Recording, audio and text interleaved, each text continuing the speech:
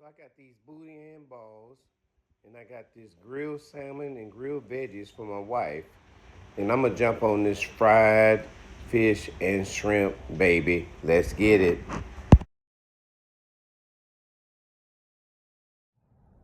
Man, welcome to Big Daddy's Cooking Show. You know what? We went and I got some takeout at Lamdry's Creole and Cajun seafood. Right down the street from the house, baby. Let's check it out. All right. Get my silverware out. My dad used to call these tools. He said, get your tools. All right. So see, let's open this bad boy up. So I got the catfish. I already showed you a picture of that earlier. And the shrimp. So let's try it without the anything, without the tartar sauce, of course. Let's see.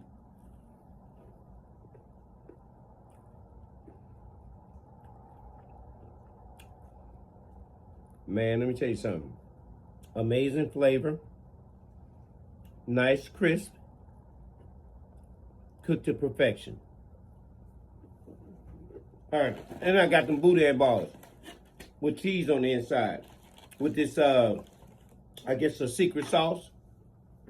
Come and check it out. Let me show you first. Look at that. Amazing. Let me see what we're working with. Try the secret sauce.